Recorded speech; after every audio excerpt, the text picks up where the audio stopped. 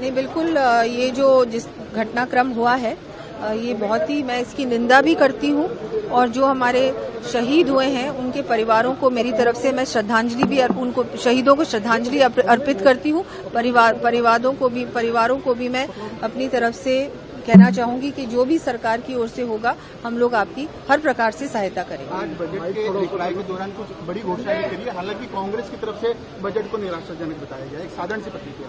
देखिए, कांग्रेस को तो जो बोलना है वो बोले, वो विपक्ष है, वो तो अपनी बात जो बोलेंगे, लेकिन मैं तो ये कहना चाहूंगी कि ये जो बजट है एक विकसित राजस्थान एट 2047 का बजट है और जो हम लोगों ने इस बजट में नींव रखी है उस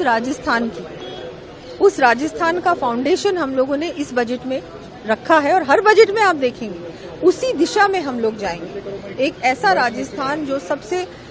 विकसित राज्य हो पूरे देश में, ऐसा राजस्थान हम लोग बनाना चाहते हैं। पूरी टीम, भजनलाल जी जो हमारे मुख्यमंत्री जी हैं, उनके नेतृत्व में, माननीय प्रधानमंत्री जी के आशीर्वाद के साथ हम लोग आगे बढ़ेंगे और हर व्यक्ति के लिए, हर वर्ग के लिए, हर क्षेत्र में बहुत अच्छा इस बार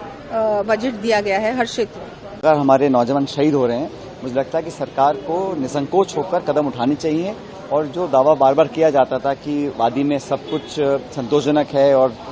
स्थिति नियंत्रण में है, वो कहीं न कहीं गलत साबित हो रहा है। हमारे जो सैनिक हैं, अर्धसैनिक बल के लोग हैं, फौज के लोग हैं, वो लगातार इस प्रकार शिकार हो रहे हैं। मैं इस पर अपना संवेदना देना चाहता हूँ, शोक प्रकट करना चाहता हूँ और उम्मीद करता हूँ कि सरकार सख्त कार्रवाई उठाए ताकि इस प्रकार की गतिविधियां दोबारा ना हों।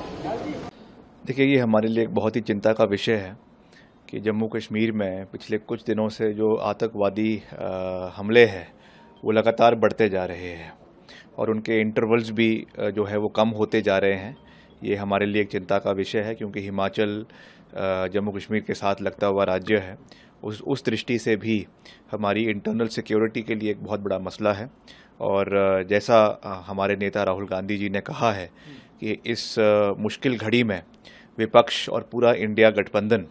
सरकार के साथ पूरी मजबूती के साथ खड़ा है, चट्टान की तरह खड़ा है और उनसे ये निवेदन किया है कि इस पूरे विषय में हाई सिक्योरिटी जो है इन्वेस्टिगेशन भी होनी चाहिए और पूरे तरीके से इसको जो है एक्शन जो है वो टेररिस्ट के ऊपर होना चाहिए और जो भी उसमें कदम सरकार उठाएगी उसमें विपक्ष एक सकारात्मक भूमिका निभाएगा। तो हमें भी ये विश्वास है कि इसको बड़े गंभीरता से लेना चाहिए और जो भी इसमें कदम रक्षा मंत्रालय ने, प्रधानमंत्री जी ने और सभी वरिष्ठ सरकार के अधिकारियों ने उठाना है, उसमें कांग्रेस पार्टी उनके साथ है क्योंकि ये हमारे देश की आंतरिक सुरक्षा से जुड़ा हुआ मसला है और इसमें हम सरकार के साथ पूरी मजबूती के साथ खड़े हैं। सर,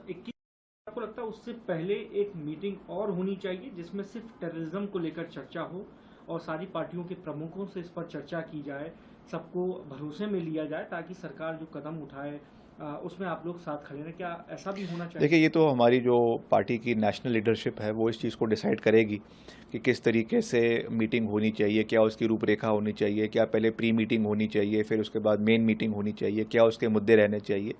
दैट इज़ वो सारी जो इंटरकेसीज़ है वो पार्टी के राष्ट्रीय स्तर पर डिसाइड होगी। मगर एज अ होल मैं ये कह सकता हूँ कि जो बात राहुल गांधी जी ने करी है, हम उन सब के उस बात से हम रेसोनेट करते हैं कि हमको देश के अंदर सुरक्षा चाहिए, आंतरिक सुरक्षा चाहिए और इस समय सरकार भाजपा की है, एनडीए की है, इसलिए जो भी फैसला इस विषय में सरकार उठाती है, कांग्रेस पार्टी उनके साथ पूरी मजबूती के साथ खड़ी है। मगर एक्शनेबल जो है वो एक्शन, विजिबल एक्शन जो है वो दिखना चाहिए।